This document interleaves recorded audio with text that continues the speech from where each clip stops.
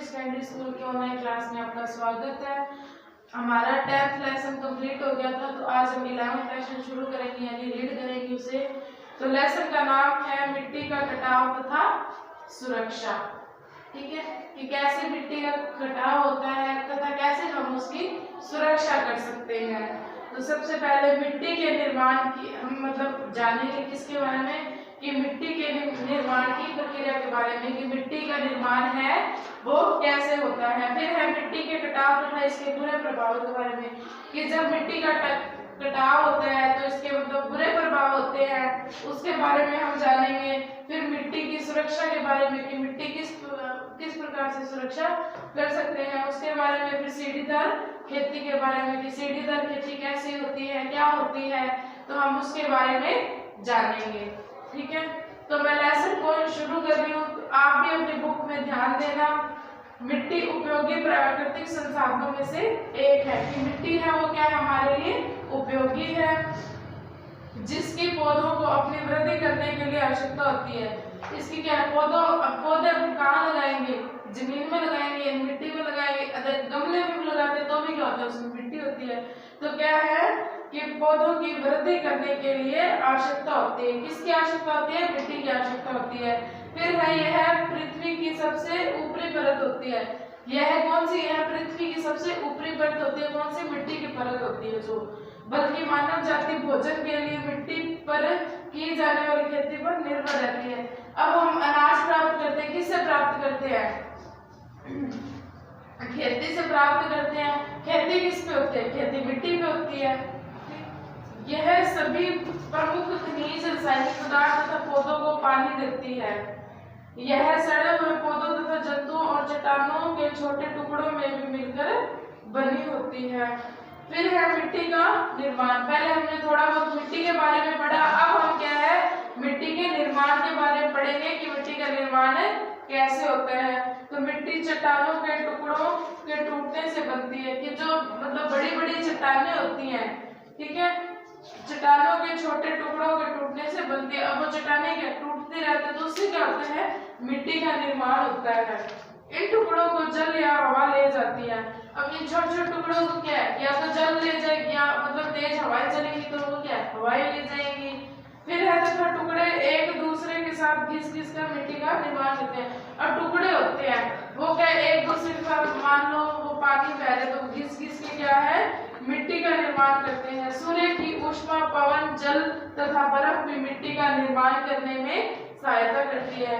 सूर्य की ऊष्मा है पवन यानी कि हवा, फिर है जल तथा बर्फ भी क्या है, ये सभी क्या है, मिट्टी के निर्माण करने में सहायता करती है।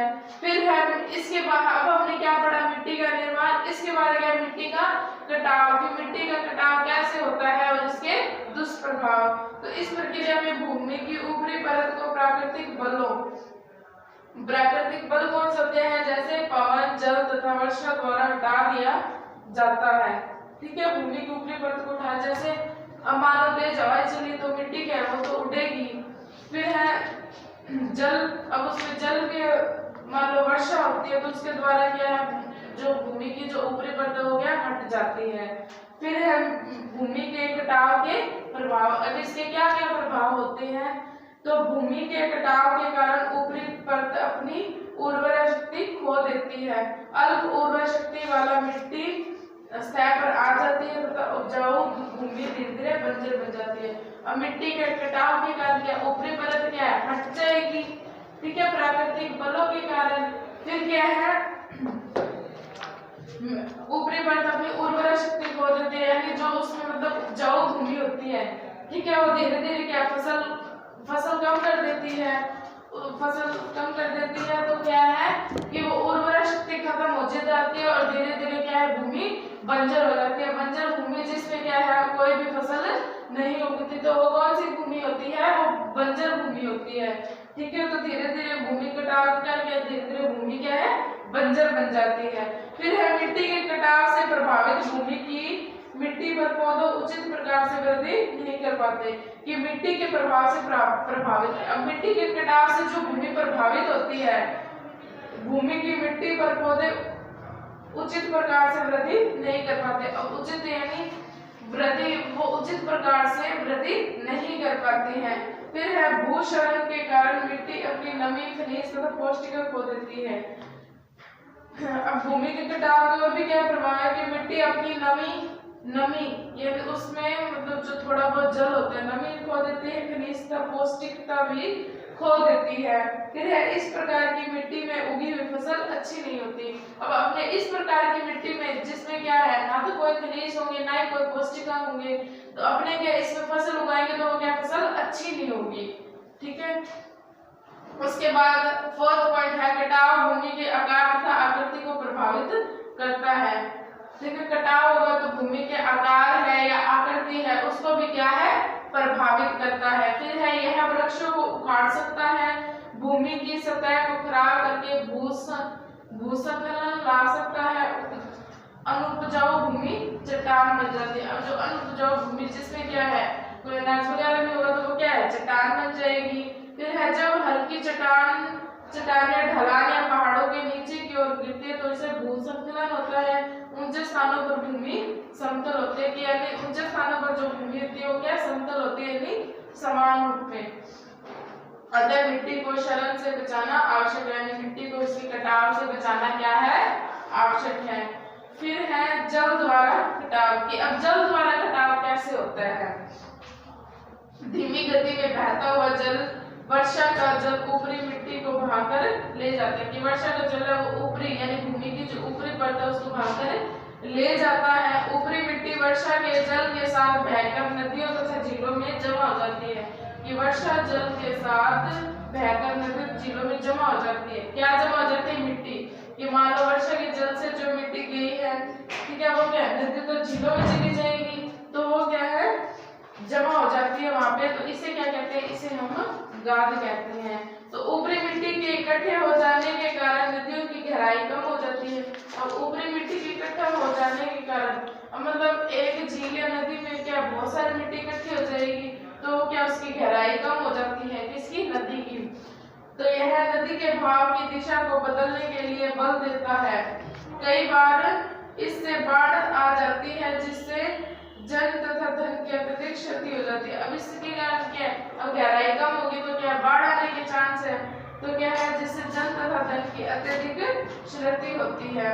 फिर है पवन द्वारा कटाव। पहले तो हमने किसके बारे में पढ़ा? जल के बारे में। अब पवन द्वारा कटाव कि जो हवा के द्वारा कटाव कैसे होता है। तो पवन विशेषतः मरुस्थलों में मिट्टी के कटाव का एक साधन है। इस क्षेत्रों की ऊपरी मिट्टी को तेज हवाएं उड़ाकर ले जाती हैं। अब तेज हवाएं चलेगी तो क्या मिट्टी की जो ऊपरी परत है उसको उड़ाकर ले जाएंगी। गर्म दिनों में मिट्टी शुष्क तथा कठोर हो जाती है। गर्म दिनों में यानी गर्मियों में क्या है मिट्टी शुष्क तथा कठोर हो जाती है। रेगिस्तान में तो बहुत ज्यादा गर्मी होती है। ठीक है। फिर है मिट्टी की सुरक्षा की। अब हम मिट्टी की सुरक्षा कैसे करते हैं जिससे कि कटाव न हो। तो मिट्टी का निर्माण होने में लंबा समय लगता है कि जो मिट्टी का निर्माण होगा तो उसमें क्या है लंबा समय लगेगा। अतः मिट्टी के कटाव की समस्याओं के समाधान निकालना हमारा कर्तव्य है कि कैसे।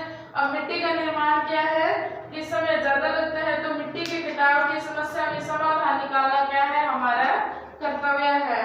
फिर है मिट्टी के कटाव को बचाने के लिए अपनाए जाने वाले चरणों को मिट्टी की सुरक्षा कहते हैं कि जिससे हम मिट्टी के कटाव को बचा सके।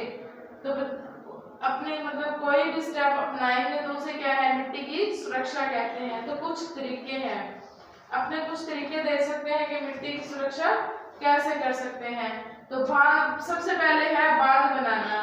तो वर्षा ऋतु में नदियों का जल अधिक हो जाता है तथा वे किनारों की मिट्टी को बहा ले जाती है। ऐसे स्थानों पर कीचड़ की लंबी दीवारें बनाई जाती है जिसे बांध कहते हैं। यह नदी के किनारों पर जल को रोककर मिट्टी के कटाव को रोकता है। ठीक है। बांध के यह नदी के किनारों